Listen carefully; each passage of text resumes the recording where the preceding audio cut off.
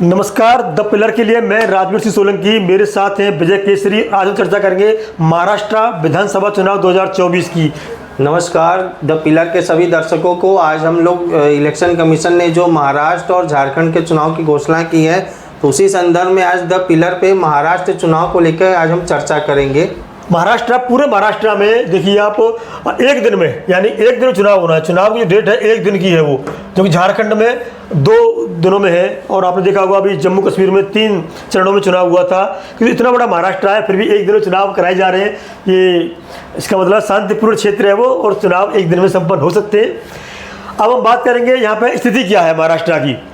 सबसे पहले बता दें 22 अक्टूबर को अधिसूचना जारी होगी और 29 नवंबर को नाम जो वापसी है, नामांकन की आखिरी तारीख होगी और जांच होगी वो 30 अक्टूबर को होगी और नाम वापसी 4 नवंबर को होंगे, 4/11 को, और मतदान 20 नवंबर को।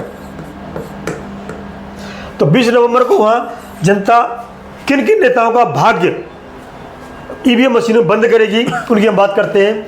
इधर के मैं बताता हूँ, ये है अजित पवार, अच्छी तरह जानते होंगे आप, इनके भतीजे हैं। चाचा भतीजे की आमने सामने टक्कर होगी, पार्टी तोड़ के अलग पार्टी बनाई है। ये गुरु चेले हैं, शिंदे और उद्धव ठाकरे, ये इधर इस गुट में आ गए। और यहाँ पे आप कुछ जानते होंगे, फडणवीस पूर्व मुख्यमंत्री थे, लेकिन ये उप मुख्यमंत्री बना दिए गए जब शिवसेना और एनसीपी तोड़ी। तो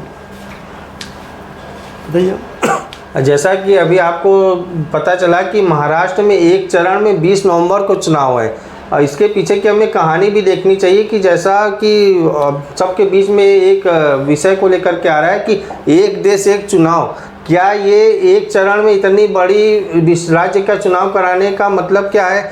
एक देश एक चुनाव की तरफ संकेत देना भी ये हो सकता है। झारखंड जैसा स्टेट जहां पिछली बार 2019 में 5 राज्यों में 5 चरण में चुनाव हुआ था, वहां पे केवल 2 चरण में हो रहा है। तो इसको हम ध्यान में रखते हुए इसको भी हम कहेंगे कि द पिलर के दर्शक इसको भी आगे ध्यान रखेंगे कि एक देश एक चुनाव की तरफ बढ़ता हुआ हिंदुस्तान। तो ये चुनाव आयुक्त थे राजीव कुमार, इन्होंने आज घोषणा की है। और यहाँ पे दो गुट हैं। ये गुट को महाअघाड़ी गुट कहा जाता है और इसको गुट को एनडीए गुट कहा जाता है, एनडीए, और इसको महाअघाड़ी और दूसरे महाअघाड़ी अघाड़ी, जो कि इसको इंडिया गठबंधन भी कहा जाता है। आपको अच्छी तरह पता होगी, इंडिया गठबंधन का भी पार्ट है ये। तो ये एनडीए गठबंधन की तरफ से लड़ेंगे, ये इंडिया गठबंधन की तरफ से लड़ेंगे। और राजीव कुमार जिन्होंने आज घोषणा की है 2024 महाराष्ट्र इलेक्शन की। हम साथ ही बता दें आपको, यहाँ पर स्थिति ये है, मैं इधर यहाँ थोड़ा सा मैं ले आऊँ इसको, तो आपको थोड़ा सा ब्रीफ कर देते हैं हम लोग बड़ा करके इसको कि स्थिति क्या है रहने वाली है यहाँ पे। एनडीए गठबंधन में भाजपा की 103 सीट है, बीजेपी की। यहाँ थोड़ा सा बताना पड़ेगा आपको दर्शकों को। शिवसेना जो शिंदे गुट की है, शिंदे लिख देता हूँ यहाँ पे, याद रहेगा, शिंदे के 37 विधायक हैं। और एनसीपी अजित पवार वाली, जो अजित वाली भतीजे वाली, उसके हैं 39 और 22 हैं अन्य। तो ये आते हैं 201। और इस समय टोटल सीट है वो है 288 और 145 में 288। तो बहुमत से कहीं ज़्यादा आज की डेट में। अब इससे पेच फंसेगा, आगे की स्लाइड में दिखाएंगे, बड़ा पेच फंसने वाला है। क्योंकि जो लोकसभा चुनाव हुआ है ना, उसके अंदर सारा समीकरण बदल गया है। तो बहुत आनंद आएगा अगली स्लाइड में आपको। इधर की बताइए साथ में आप। कांग्रेस को 37 सीटें मिली थी पिछली बार में। शिवसेना जो उद्धव ठाकरे गुट है उसको 15 सीटें बची हैं, बाकी तोड़ के ले गए।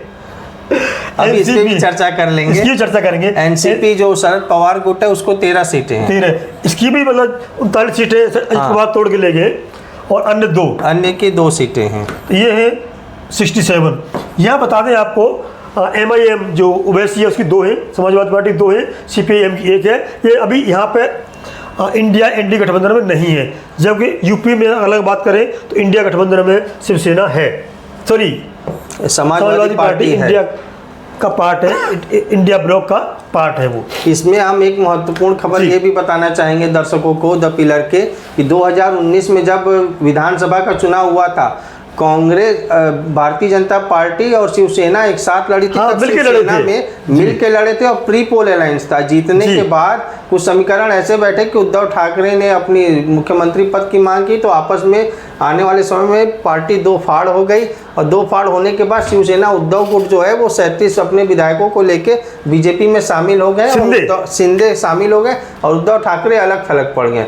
वहीं जो शरद पवार एक साथ अपने 52 सीटों के साथ बने हुए थे उसमें भी तोड़फोड़ हुई, और चाचा के सीट चाचा भतीजे में दो फाड़ हो गई, भतीजे में दो फाड़, भतीजे ने 39 सीट अपने साथ लेकर के भाजपा एनडीए के साथ आ गए। चाचा भतीजे ये हैं और गुरु चेले ये हैं, ये कांग्रेस के हैं, कांग्रेस के नाना पटोले हैं, और जी आपको जानते होंगे अच्छी तरह से फडणवीस बीजेपी के पूर्व में मुख्यमंत्री रहे। तो ये था यहाँ तक का समीकरण। आगे बात करते हैं, बड़ा आनंद आएगा आपको। देखिए कि कुल वोटर कितने हैं उस पर चर्चा करें। लास्ट में एक महत्वपूर्ण चर्चा होगी कि अगर लोकसभा में जो महाराष्ट्र में लोकसभा चुनाव हुए थे उन लोकसभा के हिसाब से ही अगर वोट पड़ते हैं, एमएलए सीट बनती हैं, बदल जाती हैं उसी परसेंटेज ऑफ वोट में, तो किसको कितना बहुमत मिल सकता है, इसमें चर्चा होगी। तो देखिए टोटल बात करें तो यहाँ 36 जिले हैं। जिले की बात करें 36 जिले हैं। 36 जिले में 288 सीट है, जनरल 237 जनरल सीट है, 234 और 29 सीटें रिजर्व है वहाँ पे एससी के लिए। एसटी के लिए 9.63 करोड़ वोटर हैं, 9.5 करोड़ से ऊपर वोटर हैं, जिनमें महिलाएं 4.66 और पुरुष 4.7, मतलब थोड़ा सा अंतर है पुरुष और महिला वोटरों की संख्या में। फर्स्ट सबसे बड़ा महत्वपूर्ण है, मैं किसी यहाँ आपको आऊँगा तो सामान्य चर्चा थी, जो पहली बार वोट डालेंगे वो महत्वपूर्ण होता है। बड़ा उसमें पहली बार वोट करता है ना, बड़ा क्रेज होता है उसको वोट डालने के लिए, सबसे ज़्यादा वही दिखाता है, सेल्फी खींचता है और डालता है कि भाई मैंने वोट डाला है। करीब 21 लाख है, करीब 21 लाख वोटर हैं। ये किसी भी चुनाव को कहीं भी दिशा देने के लिए या कहीं मोड़ने के लिए महत्वपूर्ण होते हैं। इनके लिए क्या कहेंगे आप? इसमें हम एक चीज़ ये बताना चाहेंगे कि जैसा कि लोकसभा का चुनाव भी 6 महीने पहले ही हुआ है, इसका मतलब फर्स्ट टाइम वोटर जो अपने 21 लाख के करीब है, इन्होंने लोकसभा के चुनाव में नहीं लिया लेकिन विधानसभा में एलिजिबल हो गए, 18 साल की उम्र पार कर ली है। और विधानसभा का जो चुनाव होता है वो कुछ 100 कुछ हजार के अंतर, और कभी कभी तो कुछ दहाई की संख्या में भी सीटों में अंतर कर देते हैं। तो ये बहुत बड़ा संख्या है, बहुत बड़ी संख्या किसकी तरफ जाएंगे। 29 वोटों से जीता है हरियाणा, 32 वोटों सॉरी हरियाणा 32 वोटों से हार जीत हुई है। कुछ सीटों पे ये बहुत डिसाइडिंग फैक्टर हुआ कि अपना युवा किधर की ओर जाएगा। सेकंड जो चीज़ है, सेकंड चीज़ युवा की बात कर रहे हैं, पहली बार वोटर थे, युवा की बात कर रहे हैं, युवा वोटर की, युवा वोटर है जो ये करीब है वहाँ पे 1.85 करोड़, बहुत बड़ा वोटर है जिसकी उम्र होती है, उम्र की बात करें हम तो 20 से 29 साल वर्ष के हैं जो ये, तो ये करीब पौने दोनों को मिला दें हम, दोनों को मिला दें तो करीब 2 करोड़ से ऊपर होते हैं। 2 करोड़ वोटर कितने में से 9.5 करोड़ में से, ये सबसे बड़ा फैक्टर होता है। सबसे बड़ा फैक्टर है किस पार्टी को कितनी सीटें मिल सकती हैं, ये बताएंगे। इसका आजकल उल्टा होगा, पहले का बुजुर्ग लोग कहते थे, घर के बड़े बुजुर्गों ने कह दिया कि भाई ये, या प्रधान ने कह दिया, किसी चौधरी ने कह दिया, किसी काका ने कह दिया, वही वोट पड़ता था। अब उल्टा हो गया है, बच्चे कहते हैं वहाँ घर वाले डाल देते हैं। इनका बहुत बड़ा है कि जब बच्चे कहते हैं, अब हर आदमी के हाथ में मोबाइल है, सब डिजिटल क्रांति, सूचना क्रांति से जुड़े हैं। पहले एक घर में, जैसा भाई साहब ने बताया कि सब अपना एक वोटर घर में जो बोलते थे सबको जाता था, अब तो घर में एक 5 लोग हैं तो ऐसा कभी कभी देखने को मिलता है 5 वोट 5 जगह जाता है। तो लेकिन अब क्या है कि घर में कोई किसी के ऊपर कंट्रोल नहीं करता, जिसको जो अच्छा लगता है अपने पसंदीदा अनुसार देता है। कौन सी पार्टी किसको रिझा पाती है अपनी योजनाओं से, कल्याणकारी योजनाओं से, अपने चुनावी घोषणा पत्रों से, अब ये देखना दिलचस्प हुआ। क्योंकि जैसा देखा जा रहा है 2 करोड़ युवा वोटर हैं, 29 साल के अंदर के हैं। 29 साल के अंदर के युवा का मतलब है कि वो रोजगार की तलाश में है, और ज़्यादातर इसमें ऐसे होंगे करीब 90% के करीब जो अभी सेटल्ड नहीं हुए होंगे पूरी तरह से। वो सरकार उनके लिए क्या करती है, 29 साल तक के वोटर हैं, सरकार उनके लिए क्या करती है, घोषणा पत्र क्या, सरकार कौन सी पार्टी उनको अपनी तरफ रिझा पाती, वो सबसे बड़ा डिसाइडिंग फैक्टर होगा इस चुनाव में। बहुत सही कहा आपने कि ये 2 करोड़ के लिए जो ज़्यादा मतलब अट्रैक्ट कर पाएगा, उधर ही सत्ता की चाबी इन्हीं के पास है, उन्हीं को कर पाएगा। और थोड़ा सा हम इनमें मोटा मोटा बता दें आपको, पिछली बार का जो था बताया था वैसे आपने आपको, भाजपा 103, शिवसेना 37, ये सिंधे वाली, एनसीपी 39, छोटे दल 9, निर्दलीय 13 मिला करके बहुमत में इस समय बीजेपी। नेक्स्ट दूसरी तरफ जो विरोध में है वो है कांग्रेस 37, शिवसेना उद्धव ठाकरे वाली 37, एनसीपी 13, राकपा शरद पवार वाली एक करके 2 ये अलग है। तो ये आंकड़ा इस समय वर्तमान में है। लेकिन जो महत्वपूर्ण बात आने वाली है वो है यहाँ से शुरू होती है लोकसभा 2024 के हिसाब से। मैंने कहा था ना, लोकसभा का ये नक्शा है, लोकसभा 2024 के हिसाब से अगर वोट पड़ते हैं 24 के हिसाब से, तो कौन सी पार्टी को कितने विधायक मिल सकते हैं, बहुत बड़ी बात है ये। हरियाणा में ये प्रैक्टिकल नहीं हो पाया, पलट गया है हरियाणा में, तो उल्टा हो गया एकदम कि जिससे भाई 5-5 थे तो कोई बराबर आते हैं कांग्रेस और बीजेपी के, ऐसा कहीं नहीं हुआ। क्योंकि छोटे दल ने बट के देखा हुआ आपने, जितने हरियाणा में छोटे दल थे सब साफ हो गए। इनेलो बड़ी पार्टी थी, वो 2 जरूर ले आई, बाकी जितने छोटे दल बट गए और वहाँ जो कांग्रेस ने जिनको टिकट नहीं दिया वो बगावत करके निर्दलीय खड़े हो गए। जो भी हो, मैटर की बात नहीं कर रहे, फिर हम दिशा भटक जाएंगे कि आजकल कई जगह देखा गया है कि छोटे दल साफ होते जा रहे हैं और बड़े जो केंद्रीय दल हैं, पार्टियां हैं, उनकी तरफ लोगों का वोट देने का रुझान बढ़ा है। तो देखिए, अगर ऐसी बात होती है, टोटल बात करें हम 145 वोट चाहिए, हमें सीट चाहिए 288 में से, क्योंकि सबसे ज़्यादा कांग्रेस को जो 13 सांसद आए शायद, है ना। हाँ, कांग्रेस के 13 सांसद थे, तो उनकी जो 13 सांसदों की सीट की बात करें, कांग्रेस की बात करें, उस हिसाब से 63 सीट आनी चाहिए। काफ़ी अच्छा बढ़ रहा है ये मामला। शिवसेना के हिसाब से, शिवसेना के जो आए 57 और एनसीपी सपा मिला के 33, ये काफ़ी बड़ा आंकड़ा है ये। दूसरी तरफ बात करते हैं हम बीजेपी के जो सांसद आए हैं, बीजेपी के, उनके हिसाब से 79, और जो शिंदे गुट की है, शिंदे गुट की, शिंदे लिख देते हैं हम, शिंदे गुट के 40। अब बात करें एनसीपी दूसरे पवार, अजित पवार वाले 6 और एक अन्य, ये बहुमत से थोड़ा दूर है। देख लीजिए आप, 80 मान लेते हैं हम इसको मिला के, 80 और 126 सीटें, 126 रह जाती हैं, बहुमत से कम है। और ये 153 है, ये मिलाकर के 153, ये बहुमत से ऊपर है। अगर लोकसभा वाले सीधे विधानसभा कन्वर्ट हो जाते हैं वोट एज इट इज, वही मानसिकता रहती है वोटर की कि हम लोकसभा में जिस पार्टी को दिया है उसी पार्टी को विधानसभा में देंगे, तो ये स्थिति रहती है। अब क्या कहेंगे इसमें आप? इसमें हमारा ये युवाओं के लिए, खासतौर पर के लिए, जनता का ये है कि लोकसभा का माहौल अलग रहता है, वातावरण अलग रहता है। और लोकसभा में क्या है, राष्ट्रीय स्तर के मुद्दे टच करते हैं, लेकिन विधानसभा में अपने स्थानीय स्तर के मुद्दे और कैंडिडेट के ऊपर भी ज़्यादा देखा जाता है कि हमारे स्थानीय में कौन क्या काम करेगा। तो उसको देखते हुए कुछ जो है, बहुत सारी चीज़ें तो परिवर्तित नहीं होंगी, लेकिन उसमें सीट का फ्लक्चुएशन कुछ होगा। आप देखना ये दिलचस्प होगा कि इसमें भाजपा गठबंधन एनडीए कितनी सीटों पे बहुमत ले जाता है, या कांग्रेस अपने महाअघाड़ी के साथ सरकार बनाएगी। बिल्कुल सही कहा आपने। मैंने देखा है कि कई बार, अभी हरियाणा के चुनाव को बार बार जिक्र कर रहे हैं कि वहाँ अप्रत्याशी आए, वहाँ पे कि बहुत अच्छी मेहनत की थी दोनों पार्टियों ने, और कहीं ना कहीं मेहनत जमीन पर बात कर रहे थे, कांग्रेस बहुत आगे थी, बीजेपी जमीन पर नहीं थी, किंतु बार रूम होता है जो, उसमें जो मेहनत की थी वो बीजेपी ने ज़्यादा अच्छी की थी। और इसके साथ हम एक चीज़ और जोड़ना चाहेंगे, जिस प्रकार से हरियाणा में सारे मीडिया चैनल्स और सभी दिखा रहे थे कि कांग्रेस 60 से 70 सीटें जीत के लाएंगे और बीजेपी कहीं नहीं है, लेकिन बीजेपी ने जिस प्रकार से मेहनत करके अपना मेहनत नहीं, बार रूम की मेहनत करते हैं, कमरे में बैठ करके किसको कहाँ जिताना है, किसको कहाँ घटाना है, कौन सा मोहरा बनाना है, कौन किसके सामने लड़ाना है, वो सब चीज़ें। बात तो खैर वो चंडीगढ़ की भी ले जाते हैं कि चंडीगढ़ में जो हुआ था, वो ऐसी बहुत सारी बातें चल रही हैं। उसमें हमारे कल एक्सपर्ट आ रहे हैं हरियाणा से, वो चर्चा करेंगे, बताएंगे वास्तव में कौन सा खेला हुआ है, तो वो अलग चर्चा है। किंतु बात यह है, उसी तरह बीजेपी यहाँ पे भी अपना पूरा दमखम के साथ चुनाव लड़ेगी, और हमें लगता है हरियाणा से सबक लेते हुए महाअघाड़ी के जो भी दल हैं, चाहे वो उद्धव गुट हो, कांग्रेस हो, अब दूध का जला छाछ भी फूंक कर बिल्कुल सही कहा आपने। उसी तरह अब यहाँ बहुत ही कांटे की टक्कर देखने को मिलेगी। सबसे बड़ी 2 बातें होती है, एक तो जो चुनाव में निर्दलीय उतर जाते हैं, जो नाराज कैंडिडेट होते हैं, निर्दलीय उतर जाते हैं, उनको कैसे मनाया जाए, वो सबसे बड़ी कला होती है। जो नाराज को मना लेगा वो या विजयश्री प्राप्त कर लेगा, जो मेरा अपना मानना है। नेक्स्ट चलते हैं फिर हम,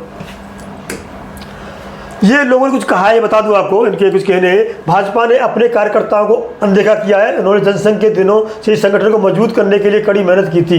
यानी कि इनका कहना है कि बीजेपी के कार्यकर्ता निराश है, हताश है, और भाजपा के जो अधिकारी हैं या भाजपा के बड़े नेता हैं या मंत्री हैं या विधायक हैं, वो भाजपा के कार्यकर्ताओं की बात नहीं सुनते। ये कहते हैं जी कांग्रेस के एमबीए का मकसद मौजूदा सरकार को हराना, न कि मुख्यमंत्री चेहरे को आगे करना। उन्होंने कहा मुख्यमंत्री कोई बन जाएगा हम में से, मेरे भाजपा को सत्ता से हटाना, ये लोगों का कहना है। क्या कहेंगे आप इस पे? ये हमें कहना होगा, जैसे आपने क्रिकेट में देखते हैं, जब कोई क्रिकेट की टीम जीतने लगती है तो दूसरी पार्टी उसके ऊपर स्लेजिंग करने लगती है, दूसरी टीम। तो उसी तरह ये है कि अपने साथ दूसरे का मोरल कैसे डाउन करना है, उनके कार्यकर्ताओं को कैसे तोड़ना है। तो ये इस तरह का गेम और यहाँ पे सहमत का खेल चलता रहेगा। ये सही है, मानसिकता का गेम भी चलता है साथ में। धरातल पर जो बातें होती हैं घोषणा पत्र में हो या जनता को सुविधा पहुंचाने वाली बात हो, सरकार की उपलब्धि बताना हो या नाकामी बताना हो, साथ साथ मानसिक गेम चलता है। ये मानसिक गेम की एक तैयारी है। देखिए ये हम थोड़ा बता दें आपको, मैं बता चुके थे महाराष्ट्र सत्ता समीकरण क्या है इस समय कि जो सिंपल है, जो बताया था वो ये कुर्सी देख लीजिए यहाँ पर, यहाँ विधानसभा का नक्शा लगा हुआ है और 145 288 में से यहाँ जितने भी जो हमने 5 सीटों में बताया है आपको कि युवा का वोटर हो या घोषणा पत्र में जो भी अभी आने वाले सब घोषणा पत्र वो रहेंगे 10 साल से, क्योंकि 10 साल तो नहीं कह सकते, 7.5 साल, 2.5 साल उद्धव ठाकरे रहे बीच में, 7.5 साल का बीजेपी का कार्यालय और पार्टी को तोड़ने का कार्यालय, सॉरी कार्यकाल, ये सब काउंट होगा। और बहुत बड़ी बात बता रहा हूँ मैं आपको, लास्ट में इतनी बड़ी बात बता रहा हूँ जो पूरे इस चुनाव के आप थीम निकाल सकते हैं। वो देखते हैं मुंबई यूनिवर्सिटी का चुनाव। मुंबई यूनिवर्सिटी का चुनाव हुआ था अभी, जैसे डीयू होता है ना, रिजल्ट नहीं आया है, बहुत निर्भर करता है कि युवा कहाँ जा रहा है। हाँ। और ये बता 10 सीट थी वहाँ पे, 10 की 10 उद्धव ठाकरे ले गया। सोचिए पूरे महाराष्ट्र के लोग मुंबई यूनिवर्सिटी पढ़ते हैं और युवा उसमें वोट डालते हैं और 10 चुनाव हुए, एबीवीपी जो बीजेपी का युवा दल है उसको 0 मिला, उद्धव ठाकरे अकेला 10 की 10 सीटें ले गया। तो कहीं ना कहीं ये देखना पड़ेगा कि विधानसभा का जो नक्शा है ये बदलने वाला है, क्योंकि युवा कहीं ना कहीं उद्धव ठाकरे के साथ में भावना तो जुड़ा है कि उसका अन्याय हुआ है। इसमें एक ये चीज़ भी है कि जिस प्रकार से उद्धव ठाकरे ने मुंबई यूनिवर्सिटी का चुनाव जीता, ये एक लिटमस टेस्ट भी हो सकता है। अब बीजेपी को देखना होगा कि वो युवाओं को रिझा पाती है अपने एजेंडे से, उनमें विश्वास जगा पाती है कि नहीं। अब जो दल उनमें युवाओं को विश्वास जिताएगा, जैसे मुंबई यूनिवर्सिटी का जैसे अभी चुनाव हुआ, उसको देख के तो यही लगता है कि युवाओं का झुकाव कांग्रेस की तरफ है, लेकिन अब इसको उद्धव ठाकरे की तरफ है, और जैसे वो महागाड़ी में है तो उनकी तरफ है। अब देखना है कि युवा क्या विधानसभा में भी वही उसी तरह उसी पैटर्न पे वोट करते हैं या कुछ बदलते हैं, अब ये देखना दिलचस्प। एक और बता दूं मैं, महाराष्ट्र में एक डेथ हो गई थी तो उपचुनाव होना था, तो उनकी पत्नी को उद्धव ठाकरे ने टिकट दिया था, लेकिन तय ये हुआ था कि भाई वो बीजेपी ने, अन्य पार्टी ने प्रयास किया था, शिंदे गुट ने भी, कि वो उनकी तरफ से लड़े, किंतु उसने कसम खाई थी कि मैं उद्धव ठाकरे की, मेरे हस्बैंड उसमें थे तो उसी से लड़ूंगी मैं, और वो नौकरी करती थी ज़्यादा उसमें मुंबई म्यूनसिपलिटी में, तो उन्हें रिजाइन करना था, तो रिजाइन स्वीकार नहीं किया गया था। इसी चक्कर में कि आप हमारी पार्टी से लड़िए। बाद में फिर वो हाईकोर्ट जाकर के उन्हें ये अनुमति मिली, रिजाइन किया, चुनाव लड़ी। स्थिति ये हो गई थी कि किसी ने उनके खिलाफ कैंडिडेट ही नहीं उतारा। उद्धव ठाकरे के कैंडिडेट के खिलाफ चुनाव में किसी भी पार्टी ने कैंडिडेट नहीं खड़ा किया और वो निर्वाचित हो गई। कहीं ना कहीं डर भय था, और आज है मुंबई यूनिवर्सिटी के हिसाब से। हाँ, तो मुंबई यूनिवर्सिटी के हिसाब से, लेकिन ये तीसरा कारण बता दूं मैं, आज तक 2 साल करीब हो गए Mumbai municipal university, Mumbai municipality corporation का अभी चुनाव नहीं कराया गया है, कहीं ऐसा हाल न हो जाए। अब उसके कई कारण हो सकते हैं, लेकिन मुंबई एक यूनिवर्सिटी का चुनाव होना, लोकसभा का चुनाव होना या फिर विधानसभा का चुनाव ना, तीनों के जनता को देखने का अलग पैमाना होता है। इसका एक ताज़ा उदाहरण भी, जैसे उड़ीसा में अभी चुनाव हुआ, उड़ीसा में भाजपा को हर बार सेंट्रल में किसी और को मिलता था, वहाँ पे लोकल नवीन पटनायक को जनता दल को हमेशा वोट मिलता था, वो सरकार में आते थे, लेकिन इस बार जनता वहाँ बदल दी पूरी तरीके से। अब देखना यहाँ जरूरी है कि जिस प्रकार से अब ये एक तरह का लिटमस पेपर एक देश एक चुनाव की तरफ भी बढ़ेगा, कि जैसे होगा आने वाले समय में, तो लोकसभा का चुनाव जनता किधर करती, विधानसभा में कहाँ जाती, और उसके नीचे जो स्थानीय चुनाव थे उसमें कहाँ जाएगी। ये बिल्कुल सही कहा। तो ये महारथी है, महारथियों का मैं थोड़ा सा बात कर देता हूँ लास्ट में।